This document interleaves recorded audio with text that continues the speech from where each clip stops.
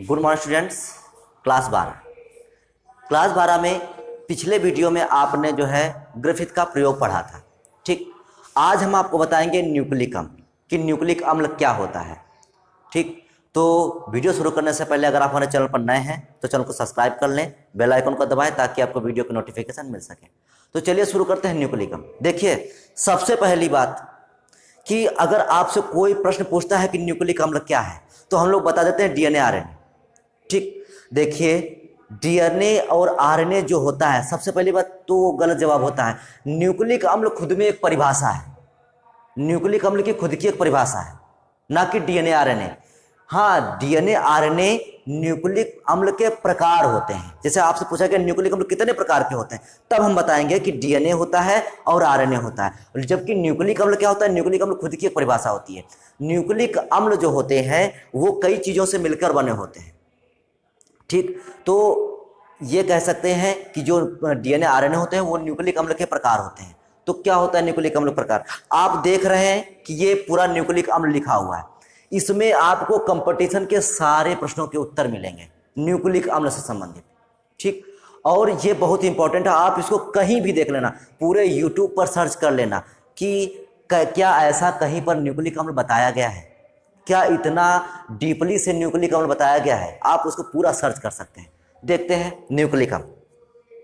देखिए न्यूक्लिक अम्ल जो ये है, हमको ये इतना याद ही नहीं करना है, और हमको केवल अगर इतना पता हो, अगर हमें केवल इतना पता हो तो हमें न्यूक्लिक अम्ल पूरा लिख डालेंगे, हम लोग पूरा न्यूक्लिक अम्ल लिख डालेंगे।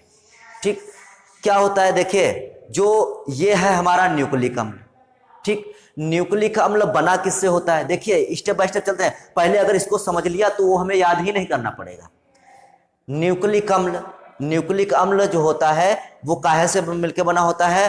Poly nucleotide. जैसे पॉली और ये न्यूक्लियोटाइड, मतलब जो न्यूक्लियोटाइड होंगे जो वो पॉली माने क्या होता है?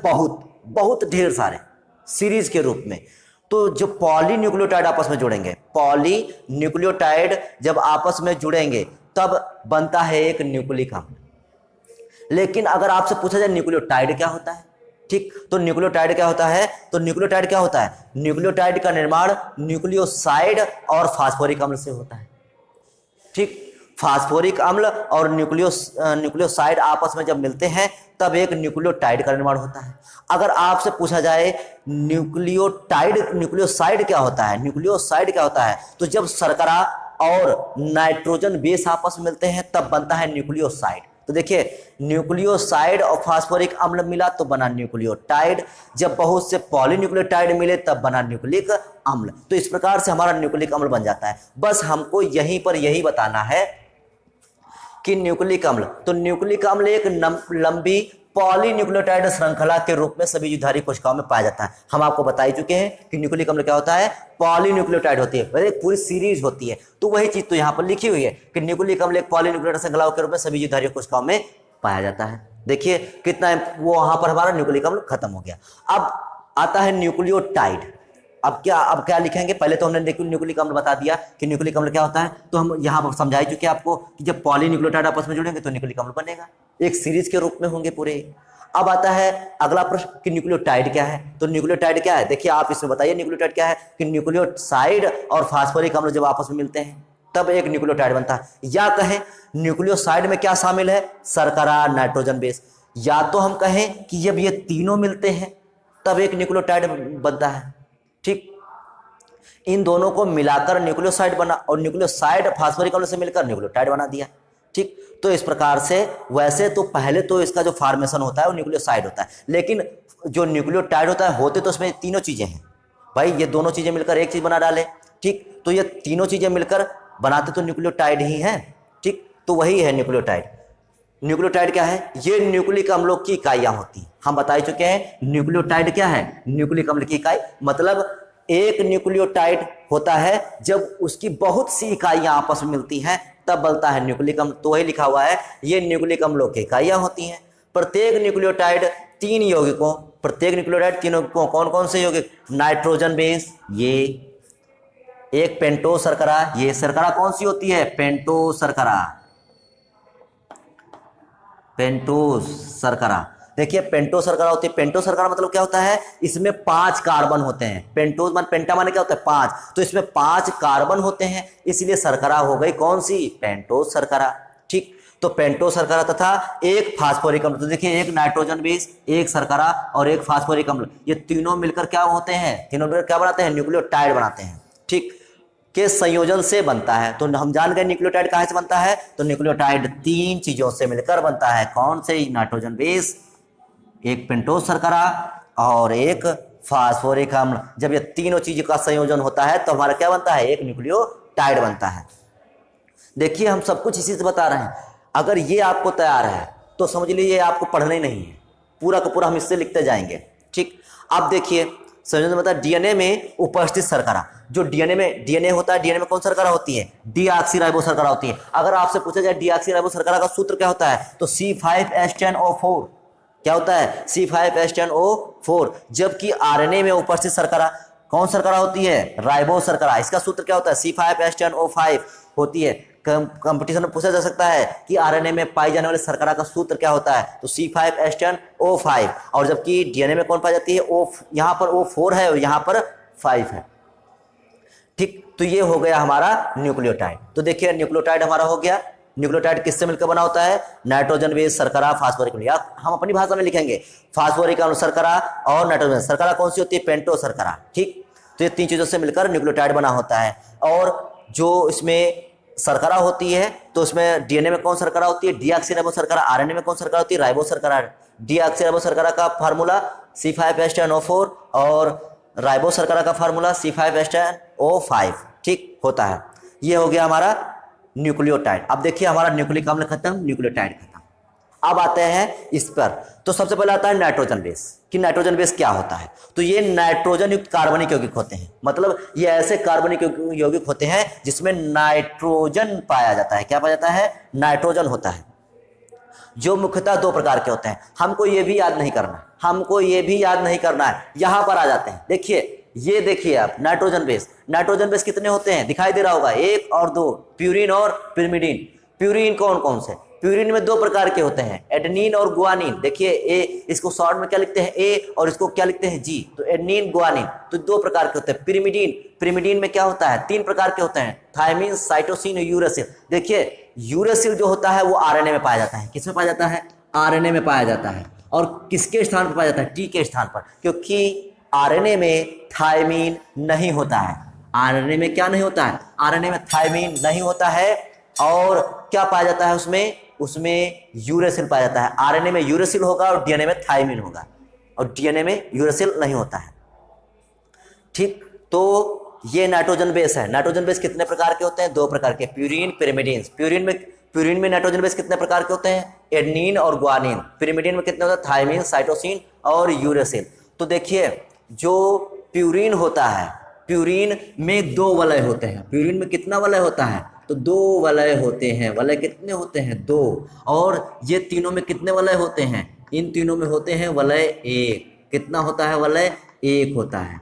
अब ये वलय क्या होता है, ठीक, इसका हम नाइट्रोजन बेस में जब आपको हम प्यूरिन और पिरिमिडीन में अंतर बताएंगे तब हम आपको इसकी स्ट्रक्चर बताएंगे। जैसे आपसे पूछ दिया जाए कि एडेनिन का स्ट्रक्चर क्या होता है, एडेनिन नाइट्रोजन बेस का स्ट्रक्चर कैसे होता है, थायमिन का क्या होता है स्ट्रक्चर, तो जब स्ट्रक्चर हम अभी आपको इसमें नहीं बता सकते हैं, जब हम आपको प्यूरिन और पिरिमिडीन में अंतर बताएंगे नेक्स्ट वीडियो में, तब हम आपको इसकी स्ट्रक्चर भी बता देंगे। हम आपको यह भी बताएंगे कि कौन सा कार्बन और कौन सा नाइट्रोजन किस पॉइंट पर जुड़ता है।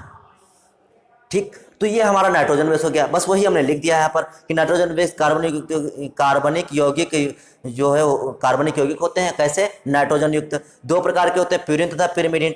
पिरिमिडीन क्षारकों में कार्बन और नाइट्रोजन से बने 1 वलय। कितना वलय होता है पिरिमिडीन में, 1 वलय होता है। काहे का होता है, कार्बन और नाइट्रोजन का बना। काहे का होता है, कार्बन और नाइट्रोजन का वलय होता है। ठीक, जबकि थायमिन, साइटोसिन और यूरेसिल, इनमें जो 3 चीजें आती हैं, पिरिमिडीन में क्या आता है, थायमिन, साइटोसिन और यूरेसिल आते हैं। ठीक, और प्यूरिन जो आता है, प्यूरिन में कार्बन नाइट्रोजन के कितने वलय होते हैं, 2 वलय होते हैं। देखिए यहाँ पर लिखा हुआ है 2 वलय होते हैं। तो उसमें कौन कौन नाइट्रोजन बेस आते हैं, एडेनिन और गुआनिन आता है। आपका नाइट्रोजन बेस भी खत्म हो गया। देखिए सब कुछ हम इसी से लिख रहे हैं, नाइट्रोजन बेस। अब यहाँ पर जगह नहीं बची थी इसलिए हमने नाइट्रोजन बेस यहाँ पर बता दिया था, ठीक।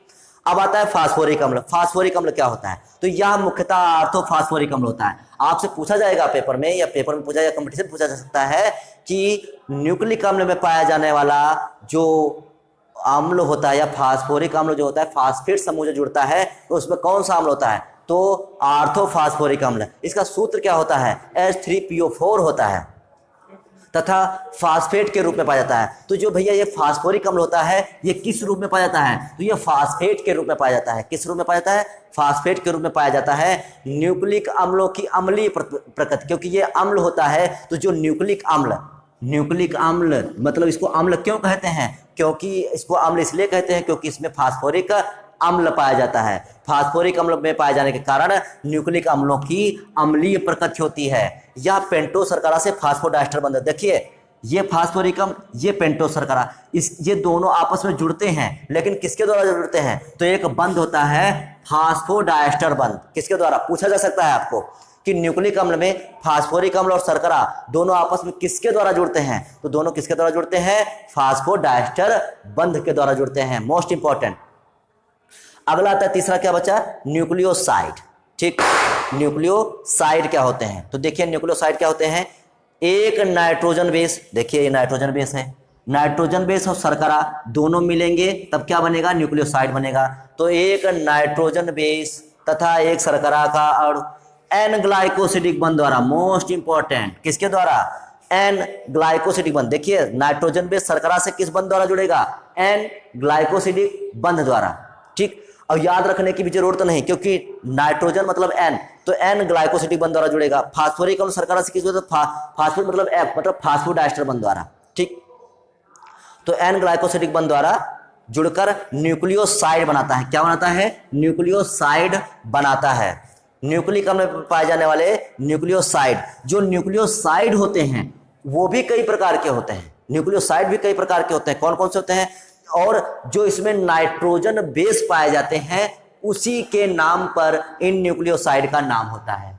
जैसे आपसे पूछ दिया जाए कि न्यूक्लियोसाइड कितने प्रकार के होते हैं, अभी देखिए न्यूक्लियोटाइड तो पता चल गया, लेकिन न्यूक्लियोसाइड भी कितने प्रकार के होते हैं, तो देखते हैं कितने प्रकार के होते हैं। तो ये क्रमशः थायमीन होता है, तो थायमीन के नाम पर क्या हो गया, थायमिडीन। क्या हो गया, थायमिडीन। साइटोसिन होता है तो साइटिडीन, क्या होता है, साइटिडीन। यूरेसिल होता है तो क्या, यूरिडीन, ठीक। और एडेनोसिन तथा ग्वानोसिन, तो ये 5 प्रकार के आपके न्यूक्लियोसाइड होते हैं। आपसे पूछा है न्यूक्लियोसाइड कितने प्रकार के होते हैं, तो 5 प्रकार के होते हैं। कौन सा, थायमिडीन, साइटिडीन, यूरिडीन, एडेनोसिन तथा ग्वानिन, ये सब क्या होते हैं, आपके न्यूक्लियोसाइड होते हैं। तो आपने यहाँ पर न्यूक्लियोसाइड जान लिया, न्यूक्लियोटाइड जान लिया, न्यूक्लिक अम्ल जान लिया, फास्फोरिक अम्ल जान लिया, शर्करा जान ली कि शर्करा क्या होती है, इसके सूत्र जान लिए, नाइट्रोजन बेस क्या होते हैं, कितने प्रकार के होते हैं, कितने में कितने वलय होते हैं। तो ये आप यहाँ पर आपको यहाँ पर पूरी जानकारी मिल गई, ठीक। तो ये था आपका न्यूक्लिक अम्ल, ठीक। उम्मीद है कि ये टॉपिक आपको समझ में आया होगा।